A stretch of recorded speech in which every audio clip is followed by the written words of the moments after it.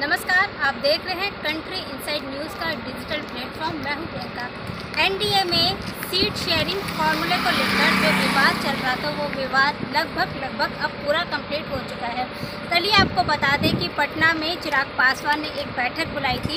जिसमें उन्होंने seat sharing के मुद्दे को लेकर तो बात की थी, साथ ही सबसे मुख्य बात उन्होंने की थी हाजीपुर सीट पर वो खुद ही अपना चुनाव लड़ना चाहते हैं। इसको लेकर एनडीए में और चिराग पासवान को लेकर कुछ नाराज़गी भी देखी गई थी और कल चिराग पासवान और अमित शाह के बीच में जो बातचीत हुई है उसमें अब ये बात क्लियर हो गई है कि चिराग पासवान को यानी कि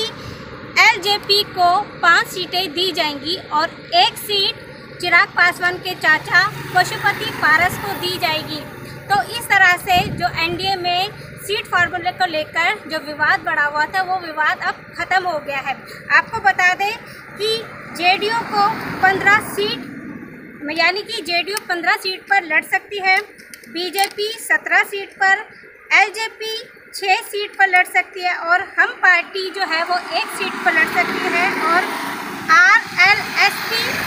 की जो सीट है जिसमें कि उपेंद्र कुशवाहा जो थे वो नाराज़ दिख रहे थे, उनकी नाराज़गी भी कल ख़त्म कर दी गई है। अमित शाह से जब उनकी मुलाकात हुई थी तो उपेंद्र कुशवाहा की भी नाराज़गी अब ख़त्म कर दी गई है और उनको भी 1 सीट पर चुनाव वो लड़ सकते हैं। आपको बता दें कि 2019 में जब चुनाव हुए थे उसमें एनडीए ने बिहार की 40 सीटों में से 39 सीटों पर जीत हासिल की थी जिसमें से कि 1 सीट पर एनडीए नहीं जीत पाई थी और इस बार भी एनडीए यही चाहती है कि अब ये जो लोकसभा के चुनाव होंगे उसमें बिहार की 40 की 40 जो सीट है वो जीत कर आए। अब देखना ये होगा कि चिराग पासवान चाहते हैं कि जो उनकी पारंपरिक सीट है हाजीपुर की उस पर से वो चुनाव लड़े, लेकिन वहीं एनडीए ने ये कहा है कि ये अभी जब लोकसभा के चुनाव होंगे उसके बाद ये देखा जाएगा कि चिराग पासवान जो चाहते हैं हाजीपुर की सीट से चुनाव लड़ने की बात जो कह रहे हैं क्या वो बात पूरी होगी या नहीं, क्योंकि ऐसा कहा जा रहा है कि बिहार में जो पासवान वोटर है उनकी 5.5% की जो वोटर है वो वहाँ पर है और यही वो पासवान है जो कि बिहार में जो पार्टी होती है वो जीतेगी या नहीं ये इस फैसले को पूरा करते हैं। क्योंकि जब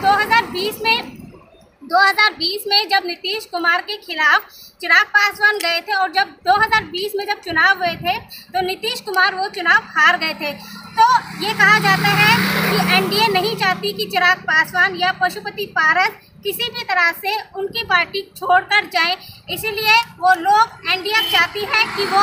एनडीए के साथ बने रहें। और आपको ये भी बता दें कि आज पटना में अमित शाह भी पहुंचने वाले हैं।